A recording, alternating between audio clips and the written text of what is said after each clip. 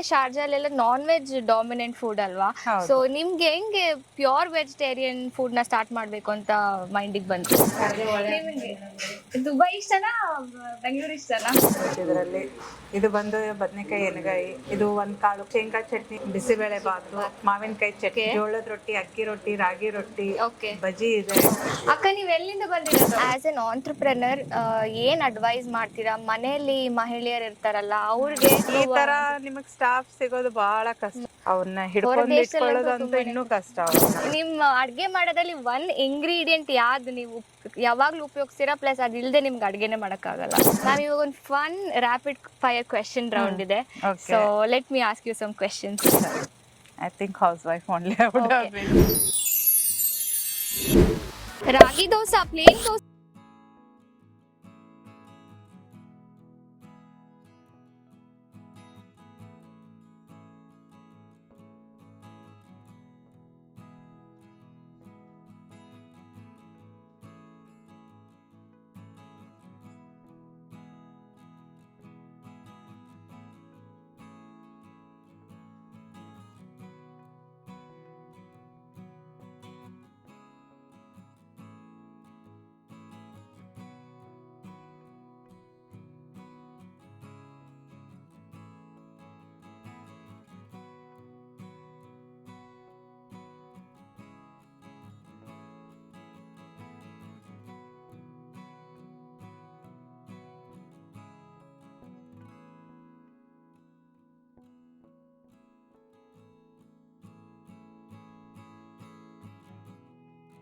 ಅಂತ ಊಟ ಹೇಳ್ತಾರೆ.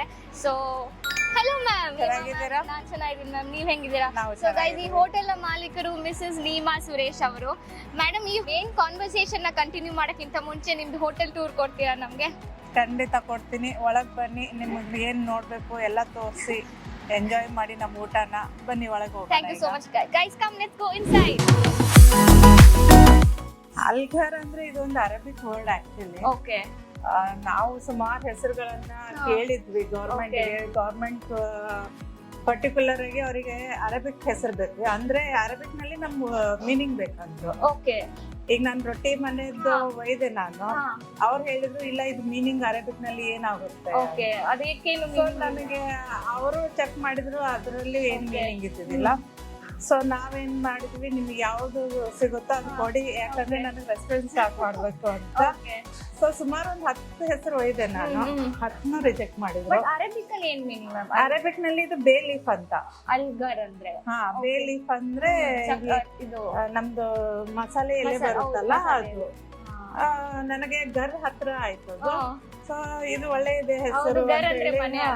ಎಲ್ರಿಗೂ ಇದು ಮನೆ ತರ. ಈಗ ಯಾರು ಕೇಳಿ ನಮ್ಮ ರೆಸ್ಟೋರೆಂಟ್ ಮನೆ ಅಂತ ಹೇಳ್ತಾರೆ, ಹಂಗೆ. ಸೊ ಇದು ಮನೆ ತರನೇ, ಎಲ್ಲಾ ಕಸ್ಟಮರ್ಗೂ ಮನೆನೇ ಇದೆ. ನಾನು ಅನ್ಕೊಂಡೆ ಅಲ್ಗರ್ ಅಂದ್ರೆ ಏನಾದ್ರೂ ಒಂದು ಮೀನಿಂಗ್ ಇದೆ. ಇಲ್ಲ, ಆಕ್ಚುಲಿ ಇದು ಅವರೇ ಕೊಟ್ಟಿದ್ದು. ನನಗೆ ಮೇನ್ ನನ್ನ ರೆಸ್ಟೋರೆಂಟ್ ಸ್ಟಾರ್ಟ್ ಮಾಡ್ಬೇಕಾಗಿತ್ತು, ಜನರು ನನ್ ಊಟ ಕೊಡ್ಬೇಕಾಗಿತ್ತು. ಸೊ ಸ್ಟಾರ್ಟ್ ಮಾಡಿದೆ, ಇದು ಹೆಸರು ಬಿದ್ಬಿಟ್ಟಿದೆ ಈಗ. ಇದನ್ನೆಲ್ಲ ಚೇಂಜ್ ಮಾಡಕ್ ಹೋಗಲ್ಲ. ಬನ್ನಿ ಗೌರಿ, ನಮ್ ಕಿಚನ್ ತೋರಿಸ್ತೀನಿ ನಿಮಗೆ. ಚಿಕ್ಕದಾಗಿದೆ. ಯಾವತ್ತು ಹೋಟೆಲ್ ಒಳಗಡೆ ಕಿಚನ್ ನೋಡಿಲ್ಲ. ಚಿಕ್ಕದಾಗಿದೆ, ನಮ್ದೇನ್ ಜಾಸ್ತಿ ಇಲ್ಲ. ಇಲ್ಲಿ ನಮ್ದೆಲ್ಲ ಕುಕಿಂಗ್ ಮಾಡ್ತೀವಿ. ಈ ಕಡೆ ಬಂದ್ರೆ ನಿಮ್ಗೆ ಮ್ಯಾಮ್, ಇನ್ನೇನಿದು ರೊಟ್ಟಿ ಬಡಿತಾ ಇದಾರೆ? ಇದು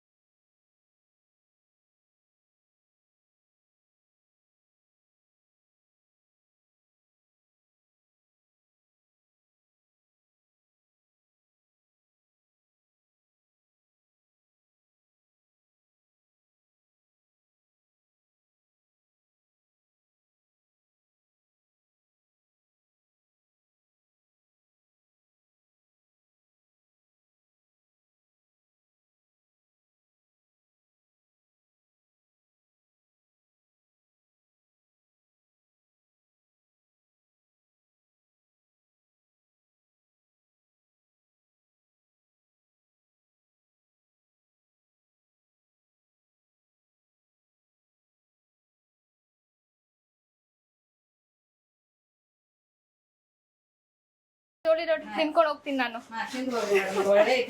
ಓಕೆ ಅಕ್ಕ, ಥ್ಯಾಂಕ್ ಯು ಸೋ ಮಚ್ ಅಕ್ಕ.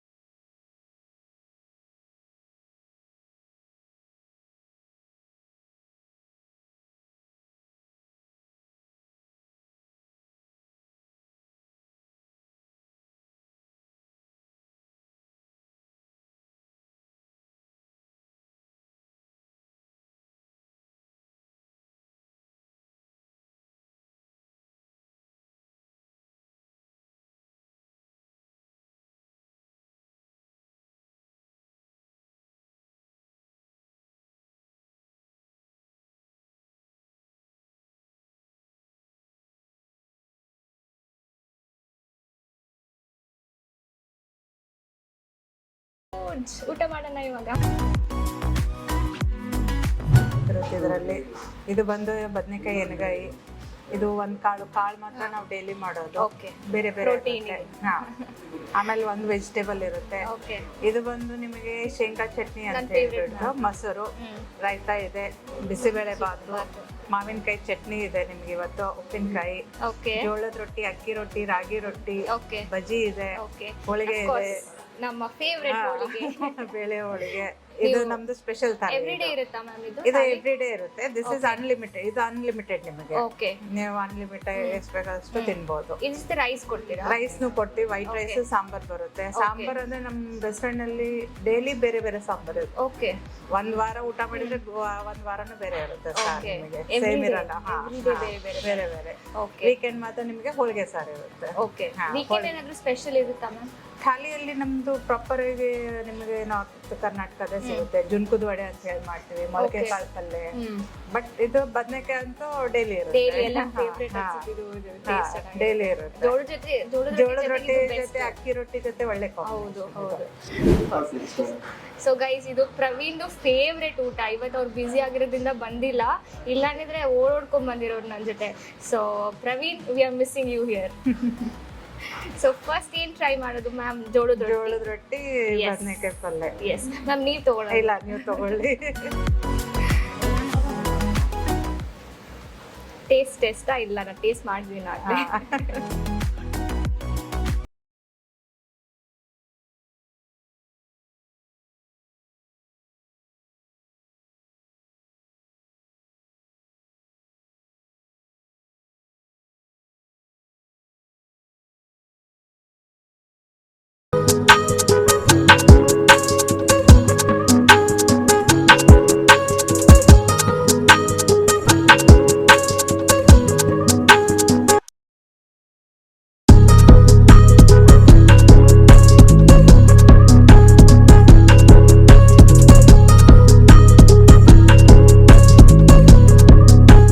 ಮೇಡಮ್, ಊಟ ತಿಂದಿದ್ದಾಯ್ತು, ಒಳ್ಳೆ ಊಟ ಕೊಟ್ಟಿದ್ರಿ ನನಗೆ.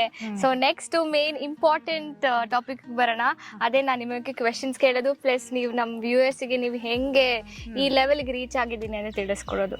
ಓಕೆ, ಸರಿ. ಸೊ ನೀವು ಯಾವಾಗ ಬಂದಿದ್ದು ದುಬೈಗೆ, ಮತ್ತು ಪ್ಲಸ್ ಯಾವಾಗ ಈ ಬಿಸ್ನೆಸ್ ಸ್ಟಾರ್ಟ್ ಮಾಡಿದ್ದು? ದುಬೈಗೆ ಬಂದಿದ್ದು 2012 ನಲ್ಲಿ. ಓಕೆ, ಬಟ್ ಬಿಸ್ನೆಸ್ ಸ್ಟಾರ್ಟ್ ಆಗಿದ್ದು 8 years back. 8 years. Okay, 8 years ಆಯ್ತು. 2018 ನಲ್ಲಿ ಸ್ಟಾರ್ಟೆಡ್ ದಿಸ್ ರೆಸ್ಟೋರೆಂಟ್. ಮುಂಚೆ house wife, normal house wife, ಮಕ್ಕಳು ನೋಡ್ಕೊಳ್ಳೋದು. ಹಸ್ಬೆಂಡ್ ಯೂಸ್ ಟು ವರ್ಕ್, ಅದೇ 9 to 5 ಡ್ಯೂಟಿ ಇತ್ತಲ್ಲ, ಆ ಥರ ಹಂಗೆ.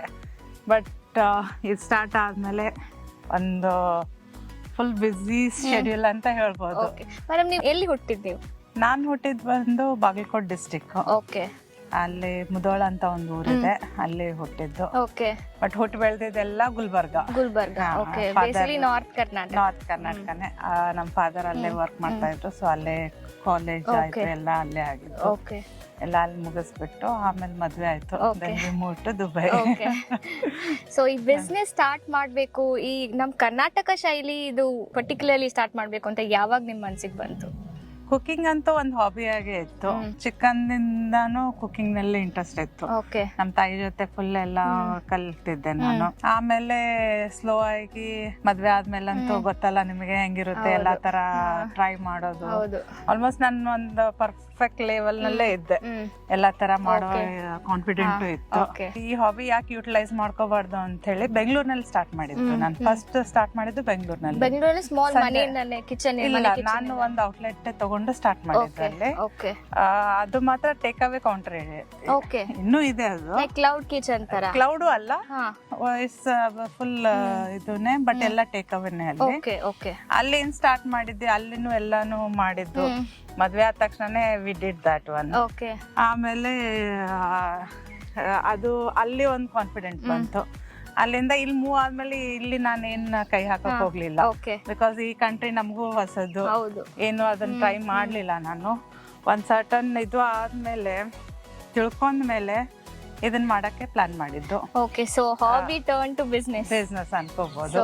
ನಾನು ನನ್ನ ಕ್ವೆಶ್ಚನ್ ಈ ಮೈಂಡ್ ಅಲ್ಲಿ ಯಾವಾಗ್ಲೂ ಇತ್ತು, ಈ ದುಬೈ ಮತ್ತೆ ಶಾರ್ಜಾಲೆಲ್ಲ ನಾನ್ ವೆಜ್ ಡಾಮಿನೆಂಟ್ ಫುಡ್ ಅಲ್ವಾ? ಸೊ ನಿಮ್ಗೆ ಹೆಂಗೆ ಪ್ಯೂರ್ ವೆಜಿಟೇರಿಯನ್ ಫುಡ್ ನ ಸ್ಟಾರ್ಟ್ ಮಾಡ್ಬೇಕು ಅಂತ ಮೈಂಡಿಗೆ ಬಂತು? ವೆಜಿಟೇರಿಯನ್ ಫುಡ್ ಎಲ್ಲಾ ಕಡೆ ಸಿಗುತ್ತೆ, ನಾನು ಇಲ್ಲ ಅಂತಿಲ್ಲ, ಸಿಗುತ್ತೆ. ಬಟ್ ಸಿಗೋದೆಲ್ಲ ನಾರ್ತ್ ಇಂಡಿಯನ್. ನಿಮಗೆ ಈ ತರ ನಮ್ದು ಉತ್ತರ ಕರ್ನಾಟಕ ಊಟ ಸಿಗೋದಂತೂ ಎಲ್ಲೂ ಸಿಗೋದೇ ಇಲ್ಲ, ಇಲ್ವೇ ಇಲ್ಲ, ಎಲ್ಲೂ ಸಿಗಲ್ಲ. ಇದನ್ನ ನಾವು ಟ್ರೈ ಮಾಡ್ಬೇಕು, ಯಾಕಂದ್ರೆ ನಮ್ಮ ಉತ್ತರ ಕರ್ನಾಟಕ ಜನ ಇದಾರೆ, ಇಲ್ಲೇನು ಇದಾರೆ, ತುಂಬಾ ಇದಾರೆ.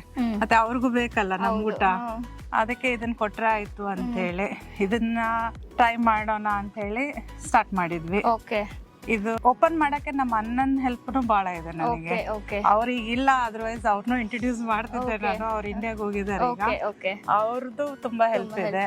But I must say it's a very brave decision ma'am. ಎಲ್ಲೋದ್ರೂ ಬರೀ ನಾನ್ ವೆಜ್ ರೆಸ್ಟೋರೆಂಟ್ಸ್ ಕಾಣಿಸುತ್ತೆ ನನಗೊಂದು ದುಬೈ ಶಾರ್ಜಾದಲ್ಲಿ. ಪ್ಯೂರ್ ವೆಜಿಟೇರಿಯನ್ ರೆಸ್ಟೋರೆಂಟ್ಸ್ ತುಂಬಾ ಕಡಿಮೆ ಇದೆ. ಇದು ಒಂಥರ ನಿಮಗೆ ಡೈಲಿ ತಿಂದ್ರೂ ಬೇಜಾರಿಲ್ಲ. ಹೌದು, ನಿಮಗ್ ಮನೆ ಊಟ ಹೆಂಗೆ ನೀವು ಮನೇಲಿ ದಿನ ನೀವು ಮಾಡೋದಿದೆ, ಚಪಾತಿ ರೊಟ್ಟಿ ಪಲ್ಯ ಇದೆ ಅಲ್ಲ, ಇದು ಅದೇ ರೀತಿನೇ. ಅಷ್ಟೇ ನೀವು ಹೋಟೆಲ್ ಅಲ್ಲಿ ಬಂದು ತಿಂತಾ ಇದ್ದೀರಾ. ಈ ತರ ಉತ್ತರ ಕರ್ನಾಟಕ ಸ್ಟೈಲ್ ಊಟದಲ್ಲಿ ಜಾಸ್ತಿ ಎಣ್ಣೆ ಇರಲ್ಲ, ಮಸಾಲೆ ಇರಲ್ಲ, ಮಸಾಲೆ ಅಂತೂ ಇರೋದೇ ಇರಲ್ಲ. ಅಷ್ಟೇ ನಮ್ದು ಹೆಂಗೆ ಸ್ವಲ್ಪ ಖಾರ ಜಾಸ್ತಿ. ಹೌದು, ಖಾರ ಮತ್ತೆ ಕಾಳುಗಳು ಜಾಸ್ತಿ. ನಾವು ಕಾಳು ಒಂದ್ ಬೇಕೇ ಬೇಕು, ಮೊಳಕೆ ಕಾಳುಗಳು ಬೇಕು. ಆಮೇಲೆ ಒಂದ್ ತರಕಾರಿ ಏನಾದ್ರು ಡೈಲಿ ನಮ್ ರೆಸ್ಟೋರೆಂಟ್ ನಲ್ಲಿ ಒಂದ್ ತರಕಾರಿ, ಒಂದ್ ಕಾಳು, ಆಮೇಲೆ ಬದನೆಕಾಯಿ, ಎಣ್ಣೆಕಾಯಿ ಅಂತ ಕಂಪ್ಲೀಟ್ ಮೀಲ್ ಆಗ್ಬಿಡುತ್ತೆ. ಪ್ರೋಟೀನ್, ಕಾರ್ಬೋಹೈಡ್ರೇಟ್ಸ್ ಆಯ್ತು, ಫೈಬರ್ ಆಯ್ತು, ಎಲ್ಲ ಸಿಗುತ್ತೆ ನಿಮಗೆ. Amazing ma'am. ಮತ್ತೆ UAE ಗವರ್ಮೆಂಟ್ ನಿಮ್ಗೆ ಯಾವ ತರ ಸಹಾಯ ಮಾಡ್ತು ನೀವು ಕಂಪನಿ ಸ್ಟಾರ್ಟ್ ಮಾಡೋ ಟೈಮಲ್ಲಿ? ಮಾಡ್ತು, ಪರವಾಗಿಲ್ಲ, ಎಲ್ಲ ರೀತಿಯಿಂದ ಕೋಆಪರೇಟಿವ್ ಇದ್ದಾರೆ, ಕಷ್ಟ ಏನಿಲ್ಲ ಅವ್ರ ಜೊತೆ ಇದು ಮಾಡೋದು. ಬಟ್ ಲ್ಯಾಂಗ್ವೇಜ್ ಬ್ಯಾರಿಯರ್ ಅಂತೂ ಇದೆ, ಸ್ವಲ್ಪ ಲ್ಯಾಂಗ್ವೇಜ್ ಪ್ರಾಬ್ಲಮ್ ಅಂತೂ ಆಯ್ತು. ಅದರ್ವೈಸ್ ಅದು ಬಿಟ್ರೆ like process, starting the business process ಸ್ವಲ್ಪ ಸ್ಲೋ ಇದೆ. ಕಂಪೇರ್ ಟು ದುಬೈ, ಶಾರ್ಜಾ ಸ್ವಲ್ಪ ಸ್ಲೋ ಇದೆ. ಅದು ನಮಗೆ ಅದ ಅನಿಸ್ತು, ಯಾಕಂದ್ರೆ ನಮ್ಗೆ ಆಲ್ಮೋಸ್ಟ್ 2 months ತಗೊಂತ ಎಲ್ಲಾನು. 2 months ಯಾಕೆ, ಆಲ್ಮೋಸ್ಟ್ ವಿತಿಂಗ್ 4 months ತಗೊಂತ ನಮಗೆ ಎಲ್ಲಾನು ಸೆಟ್ ಆಗಕ್ಕೆ. ಅದಾದ್ಮೇಲೆ ವಿ ಸ್ಟಾರ್ಟೆಡ್. ಇಲ್ಲಿ ಈ ಬಿಸ್ನೆಸ್ ಸ್ಟಾರ್ಟ್ ಮಾಡ್ಬೇಕು ಅಂತ ಇರೋ ಜನರಿಗೆ ನೀವ್ ಏನು ಒಂದು ಅಡ್ವೈಸ್ ಕೊಡ್ತೀರಾ ಮ್ಯಾಮ್? ಅಡ್ವೈಸ್ ಅಥವಾ ಸಜೆಷನ್? ಅಲ್ಲ, ಚೆನ್ನಾಗಿ ಪ್ಲೇಸ್ ನೋಡ್ಬೇಕು ನೀವು. ಫಸ್ಟ್ ನಿಮ್ದು ಪ್ಲೇಸ್ ವೆರಿ ಇಂಪಾರ್ಟೆಂಟ್. ಅದಾದ್ಮೇಲೆ ನಿಮ್ದು ಫುಡ್ ಮಾತ್ರ ನೀವು ಸಮಥಿಂಗ್ ಯುನಿಕ್ ಬೇಕು. ಈಗ ಎಲ್ರು ಹಾಕ್ತಿದಾರಂತ ಸೇಮ್ ಹಾಕಕ್ಕಂತೂ ಪಾಸಿಬಲ್ ಇಲ್ಲ. ಏನಾದ್ರೂ ಯುನಿಕ್ ಇದ್ರೆ ಡೆಫಿನೆಟ್ ಆಗಿ ಜನ ಬಂದು ನಿಮ್ದು ಊಟ ಮಾಡೇ ಮಾಡ್ತಾರೆ. ಆಮೇಲೆ ಟೇಸ್ಟ್ ಜನಕ್ಕೆ ಕ್ಲೆನ್ಲಿನೆಸ್, ಕ್ವಾಲಿಟಿ, ಕನ್ಸಿಸ್ಟೆನ್ಸಿ ಅನ್ಸುತ್ತೆ, ಅದು ಅಂತೂ ಎಕ್ಸ್ಪೆಕ್ಟ್ ಮಾಡ್ತಾರೆ. ಗೈಸ್, ನಾನು ಇದೊಂದು ಹೇಳಲೇಬೇಕು, ನಾನು ಫಸ್ಟ್ ಡೇ ಇಂದ ಇವತ್ತವರೆಗೂ ಅದೇ same taste, same consistency and same quality. ಇದು ಎಲ್ಲ ಹೋಟ್ಲಲ್ಲೂ ಸಿಗೋದಿಲ್ಲ, ಐ ಆಮ್ ಶೋರ್. ಸೊ ಯಾವಾಗ ನಾವು ಬಂದ್ರೂ ಒಂದೇ ತರ ಇರುತ್ತೆ food. So it is very amazing. Ma'am, ಈ ಹೋಟೆಲ್ ರೆಸ್ಟೋರೆಂಟ್ ಅಲ್ಲಿ ಎಷ್ಟು ಜನ ಕೆಲಸ ಮಾಡ್ತಾ ಇದ್ದಾರೆ ಇವಾಗ? ಅವನ್ನೆಲ್ಲ ನೀವು ಅಲ್ಲಿ ಬೆಂಗಳೂರಿಂದಾನೇ ಕರ್ಕೊ ಬಂದ್ರ, ಕರ್ನಾಟಕದಿಂದ? ಈಗ ಒಟ್ಟು ನನ್ನ ಹತ್ರ 12 ಜನ ಇದ್ದಾರೆ. 12 ಜನದಲ್ಲಿ ಆಲ್ಮೋಸ್ಟ್ ಎಲ್ಲ ನಮ್ ಕಡೆದವ್ರನೆ. ನಮ್ಮ ಉತ್ತರ ಕರ್ನಾಟಕದಿಂದಾನೇ ಕರ್ಕೊಂಡ್ ಬಂದಿರೋದು. ಯಾಕಂದ್ರೆ ನಮ್ಮ ಅಡಿಗೆ ಬೇರೆಯವ್ರು ಯಾರು ಮಾಡಕ್ ಆಗಲ್ಲ, ಜೋಳದ ರೊಟ್ಟಿ ಅಂತ ಎಲ್ರಿಗೂ ಬರಲ್ಲ ಮಾಡಕ್ಕೆ. ಸೊ ಅವ್ರು ಅಲ್ಲಿಂದಾನೇ ಕರ್ಕೊಂಡ್ ಬಂದು ಅವ್ರಿಗೆ ಒಳ್ಳೆ ಟ್ರೈನಿಂಗು ಕೊಟ್ಟೆ, ಎಲ್ರಿಗೂ ಟ್ರೈನಿಂಗ್ ಕೊಟ್ಟನೆ. ಆಮೇಲೆ ಫುಲ್ ಈಗ ಮಾಡ್ಕೊಂಡು ಹೋಗ್ತಾರೆ, ಈಗ ಎಲ್ಲ ಚೆನ್ನಾಗಿ ಮಾಡ್ಕೊಂಡು ಹೋಗ್ತಾರೆ. ಆಮೇಲೆ ಯಾರು ಬಿಟ್ಟೋಗಿಲ್ಲ, ಎಲ್ರು ಈ ಆಲ್ಮೋಸ್ಟ್ 8 years ಆಯ್ತು ಈಗ, ಹೌದು ಅವರೇ ಇದಾರೆ ಈಗ. ನಾನು ಕೇಳ್ಪಟ್ಟೆ ಮ್ಯಾಮ್ ಎಲ್ಲ ಸ್ಟಾರ್ಟ್ ಆಗಿಂದಾಗಿಂದನೂ ಅವರೇ ತುಂಬಾ ಜನ ಇದಾರೆ, ಇದ್ದಾರೆ ಯಾರು ಅಂತ. ಚೇಂಜ್ ಆಗಿಲ್ಲ. ಸೊ ಜನರನ್ನ ಚೆನ್ನಾಗಿ ನೋಡ್ಕೊಂಡ್ರೆ ಅವ್ರು ನಮ್ ಜೊತೆ ನಾವು ಇರೋವರೆಗೂ ಇರ್ತಾರೆ ಇರ್ತಾರೆ. ಅವ್ರು ಹೇಳ್ತಾರೆ ನೀವ್ ಇರೋವರೆಗೂ ನಾವು ನಿಮ್ ಜೊತೆನೆ ಇರ್ತೀವಿ ಅಂತಾನು ಹೇಳ್ತಾರೆ ಅವರು. ಆಕ್ಚುಲಿ ಕರ್ನಾಟಕ ಜನರು ಇದ್ರಲ್ಲಿ ಎತ್ತಿದ ಕೈ ಅನ್ಸುತ್ತೆ ಬೇರೆಯವ್ರನ್ನ ಯಾಕಂದ್ರೆ ಈ ತರ ನಿಮಗ್ ಸ್ಟಾಫ್ ಸಿಗೋದು ಬಹಳ ಕಷ್ಟ. ಒಂದು ಗ್ರೂಪ್ ಇರುತ್ತೆ, ಅದು ಒಂದು ಏನ್ ಅನ್ಬೋದು, ನಾನು ಒಂದ್ ಒಳ್ಳೆ ಸ್ಟಾಫ್ ಸಿಗ್ಬೇಕಂದ್ರೆ, ಒಂದ್ ಒಳ್ಳೆ ಜನ ಸಿಗ್ಬೇಕಂದ್ರೆ ಬಹಳ ಕಷ್ಟ. ಹೌದು, ಅವ್ರನ್ನ ಹಿಡ್ಕೊಂಡು ಇಟ್ಕೊಳ್ಳೋದಂತೂ ಇನ್ನೂ ಕಷ್ಟ ಅವ್ರನ್ನ. ಹೌದು. ಸೊ ಮೇನ್ ನಾವು ನಮ್ ಎಂಪ್ಲಾಯಿಗಳನ್ನ ಹ್ಯಾಪಿಯಾಗಿ ಇಡ್ಲೇಬೇಕು. ಹೌದು, ಇಟ್ಸ್ ಅ ಮೇನ್ ಪ್ರಯಾರಿಟಿ. ಹೆಂಗಿದೆ ಮ್ಯಾಮ್ ಈ ಫುಡ್ಗೆ? ತುಂಬಾ ಚೆನ್ನಾಗಿದೆ, ನನಗಂತೂ ಬಹಳ ಖುಷಿ ಆಯ್ತು. ನಮ್ ಕನ್ನಡ ಜನದಿಂದ ಬಹಳ ಹೆಲ್ಪ್ ಆಗಿದೆ ನನಗೆ. ಎಲ್ರೂನು ಬರ್ತಾರೆ. ನಿಜ ಹೇಳ್ಬೇಕಂದ್ರೆ ಇಲ್ಲಿ ಅವ್ರ ಅಷ್ಟು ದೂರಿಂದ ನನ್ನ ರೆಸ್ಟೋರೆಂಟಿಗೆ ಬರೋದಂತೂ ನನಗೆ ಬಹಳ ಅವರಿಂದ ಒಂದು ಬಿಗ್ ಥ್ಯಾಂಕ್ಸ್ ಹೇಳ್ಬೇಕು ಅವರಿಗೆ ನಾನು. ಸೊ ಇಲ್ಲಿ ಬರೀ ನಮ್ ಕನ್ನಡದವ್ರು ಬರ್ತಾರೆ, ಇಲ್ಲ ಬೇರೆ ಲ್ಯಾಂಗ್ವೇಜ್ ಪೀಪಲ್ ಬರ್ತಾರೆ ನನ್ನ ಹತ್ರ. ಈಗ ಮರಾಠಿದವ್ರು ಬರ್ತಾರೆ, ಮಹಾರಾಷ್ಟ್ರದವ್ರು, ಆಂಧ್ರದವ್ರು ಬರ್ತಾರೆ, ಆಮೇಲೆ ಇದು ನಾರ್ತ್ ಈಸ್ ಬರ್ತಾರೆ, ಸ್ವಲ್ಪ ಕಡಿಮೆ. ಇವನ್ ಕೇರಳೈಟ್ಸ್ ಬರ್ತಾರೆ, ಅವ್ರು ಬರ್ತಾ ಇದಾರೆ ಈಗ. ಬ್ರೇಕ್ಫಾಸ್ಟ್ ಗೆಲ್ಲ ಬಾಗ ಬರ್ತಾರೆ. ಊಟ ಕೆಲವೊಬ್ರಿಗೆ ಇಷ್ಟ ಆಗಲ್ಲ, ಇದು ನಮ್ಮ ಊಟ ಎಲ್ರಿಗೂ ಇಷ್ಟ ಆಗಲ್ಲ. ಅದ್ರದ್ದು ಮಹತ್ವ ಗೊತ್ತಿದ್ದವ್ರಿಗಷ್ಟೇನೆ ಇದು ಅರ್ಥ ಮಾಡ್ಕೊಂತಾರೆ.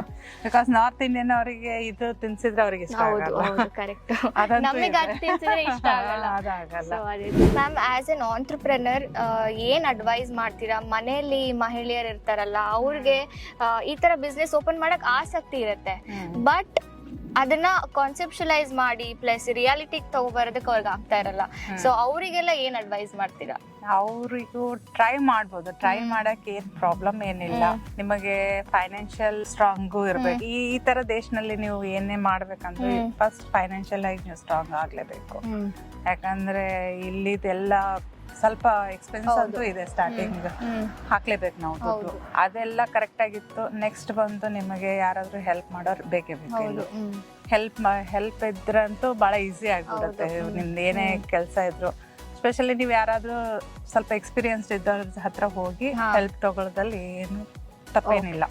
ಹೋಗಿ ಹೆಲ್ಪ್ ತಗೊಂಡು ಫಸ್ಟ್ ನೀವು ಹ್ಯಾವ್ ಟು ಡಿಸ್ಕಸ್ ಪ್ರಾಪರ್ಲಿ. ನಿಮ್ಗೆ ಯಾರು ಪರಿಚಯ ಇದ್ದವ್ರ ಹತ್ರ ಹೋಗಿ, ಅದು ಈ ದೇಶದಲ್ಲಿ ಪರಿಚಯ ಇದ್ದವ್ರ ಹತ್ರ ಹೋಗ್ಬೇಕು. ಬೇರೆ ಯಾರು ನಿಮ್ಗೆ ಅನ್ನೋನ್ ಪರ್ಸನ್ ಹತ್ರ ಅಂತೂ ಹೋಗ್ಲೇಬೇಡಿ, ಅಪ್ರೋಚ್ ಮಾಡಕ್ಕೆ ಹೋಗ್ಬೇಡಿ ಅಂತ ನಾನು ಇದನ್ನಂತೂ ಹೇಳ್ತೀನಿ. ಬಿಕಾಸ್ ಇವೆಲ್ಲ ನಾವು ಪೆಟ್ಟಿಂದೆ ಮುಂದ್ ಬಂದಿರೋದು. I am ready to help everyone. ನಿಮಗ್ ನನ್ನ ಕಡೆಯಿಂದ ಎಷ್ಟು ಹೆಲ್ಪ್ ಆಗುತ್ತೆ ಖಂಡಿತ ಮಾಡ್ತೀನಿ, ಹೆಲ್ಪ್ ಮಾಡ್ತೀನಿ. ಆಮೇಲೆ ಸ್ವಲ್ಪ ಮನೆ ಬಿಟ್ಟು ಹೊರಗ್ ಬರ್ಲೇಬೇಕು ನೀವ್ ಅಂದ್ರೆ ಬರ್ತೀರಾ, ಇಲ್ಲ ಅಂದ್ರೆ ಆಗಲ್ಲ. ಮನಸ್ಸಂತೂ ಬೇಕು. ನಿಮ್ ಸ್ಟ್ರಾಂಗ್ ವಿಲ್ ಇದ್ರೆ ನೀವು 100% ಸಕ್ಸೀಡ್ ಅಂತೂ ಆಗ್ತೀರಾ. ಫೈನಾನ್ಷಿಯಲ್ ಇಂಡಿಪೆಂಡೆನ್ಸ್ ಎಷ್ಟು ಮುಖ್ಯ ಆಗುತ್ತೆ ಒಂದ್ ಮಹಿಳೆಗೆ? ಬಹಳ ಬೇಕು. ಎವ್ರಿ ಟೈಮ್ ನೀವು ನಿಮ್ ಇಂಡಿಪೆಂಡೆಂಟ್ ಆಗ್ಬೇಕಂದ್ರೆ ನೀವು ಫೈನಾನ್ಷಿಯಲ್ ಇಂಡಿಪೆಂಡೆಂಟ್ ಇದ್ರೆ ಮನುಷ್ಯಾಗ ಅದೇನೋ ಒಂದು ತೃಪ್ತಿ ಇರುತ್ತೆ, ಧೈರ್ಯನೂ ಬರುತ್ತೆ. ಯಾಕಂದ್ರೆ ಎವ್ರಿ ಟೈಮ್ ನೀವು ಬೇರೆಯವ್ರ ಕೈಯಲ್ಲಿ ಕೇಳ್ಬೇಕಂತಿಲ್ಲ. ನಿಮ್ದು ಏನೇ ಇದ್ರು ನೀವು ಮಾಡ್ಕೋಬಹುದು ಸ್ವಂತಾಗಿ. ಫೈನಾನ್ಷಿಯಲ್ ಇಂಡಿಪೆಂಡೆಂಟ್ ಅಂತೂ ಆಗ್ಲೇಬೇಕು ನಾವು. ಹೌದು, ನನಗನ್ಸಿದ್ರೆ ತುಂಬಾ ಮುಖ್ಯ ಅಂತ. ಬಹಳ ಮುಖ್ಯ, ಧೈರ್ಯದಿಂದ ಜೀವನ ಮಾಡೋದಕ್ಕೆ. ಸೊ ಇವಾಗ ಎಲ್ಲ ಸೀರಿಯಸ್ ಕ್ವೆಶನ್ ಆಯ್ತು ಮ್ಯಾಮ್. ಇವಾಗ ಒಂದು fun rapid fire question round ಇದೆ. So let me ask you some questions. Ma'am, one Karnataka dish every one must try ನಿಮ್ ಹೋಟೆಲ್ ಅಲ್ಲಿ? ನಮ್ ಜೋಳದ ರೊಟ್ಟಿ ಊಟ. ಅಂಡ್ ನಿಮ್ ಫೇವ್ರೆಟ್ ಡಿಶ್ ಏನು ನಿಮ್ ಮೆನು ಅಲ್ಲಿ? ನನ್ ಫೇವ್ರೆಟ್ ಬಂತು ಜೊನ್ಕದ ವಡೆ, ಆಮೇಲೆ ಹೋಳಿಗೆ. ಪ್ಲಸ್ ನಿಮ್ ಅಡ್ಗೆ ಮಾಡೋದ್ರಲ್ಲಿ ಒನ್ ಇಂಗ್ರೀಡಿಯೆಂಟ್ ಯಾವ್ದು ನೀವು ಯಾವಾಗ್ಲೂ ಉಪಯೋಗಿಸ್ತೀರಾ, ಪ್ಲಸ್ ಅದಿಲ್ದೆ ನಿಮ್ಗೆ ಅಡ್ಗೆನೆ ಮಾಡಕ್ಕಾಗಲ್ಲ? ನಮ್ದು ಸ್ವಂತ ಒಂದು ಮಸಾಲೆ ಖಾರ ಅಂತ ಹೇಳಿ ಮಾಡ್ತೀವಿ, ಸೀಕ್ರೆಟ್ ಇಂಗ್ರೀಡಿಯೆಂಟ್.